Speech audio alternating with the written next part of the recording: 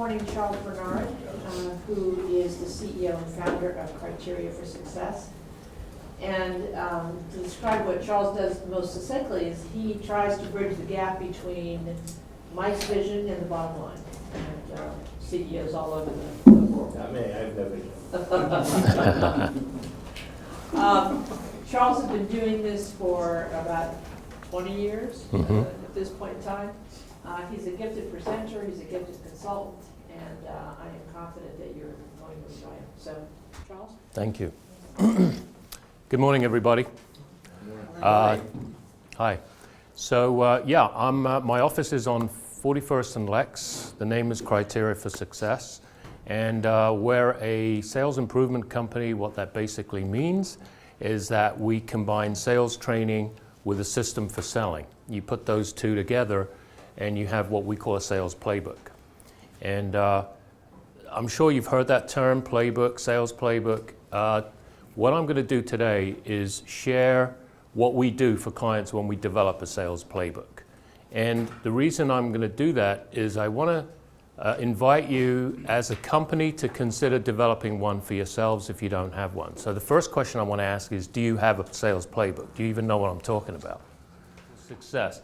What I've been talking to you is philosophy, but there's two sides to the process. Philosophy, mechanics.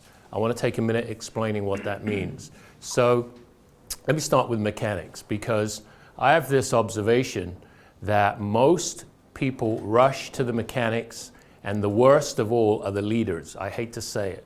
The managers, the business owners, the people who run teams and lead, they're very focused on the mechanics. Let me explain. The mechanics is like, so I go talk to a sales manager and they'll say something like, what don't they understand about picking up the phone and calling people? What don't they understand about sending 20 emails a day? What don't they understand about getting out there and meeting with people? What don't they understand? Why don't they do it? And so what the manager does is spell it out. We get the script. It's like, between the hours of 9 a.m. and 11 a.m., we want you on the phone, or we want you doing this. And it's what we call checklist management. I'm giving you the script. And you don't follow the script, so what do? We give you more script. We give you a more detailed script.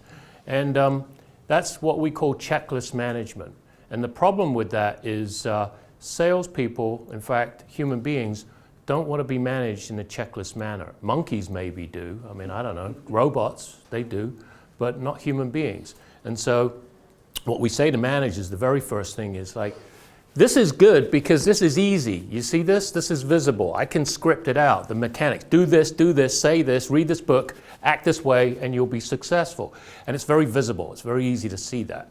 The problem with that is you've just missed the entire other side. The other side is philosophy. So this is the how, the philosophy is the why. Anyone ever seen Simon Sinek? That video on TED Talk? You get that. I'm convinced everyone in this room who heard it got it.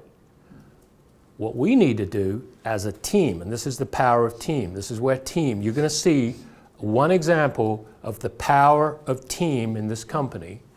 So after I leave, this is what I'm charging you with doing. If you do this one thing, I will leave you, Diane will hold me to account, a promise.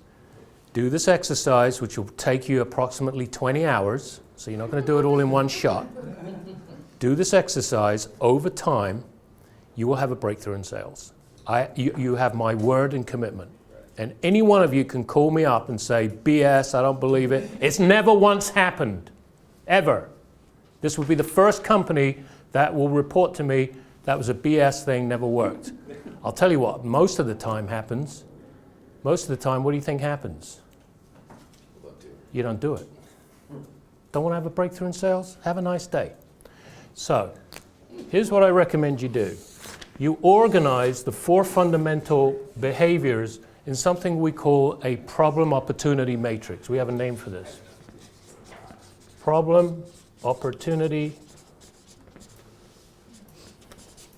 matrix.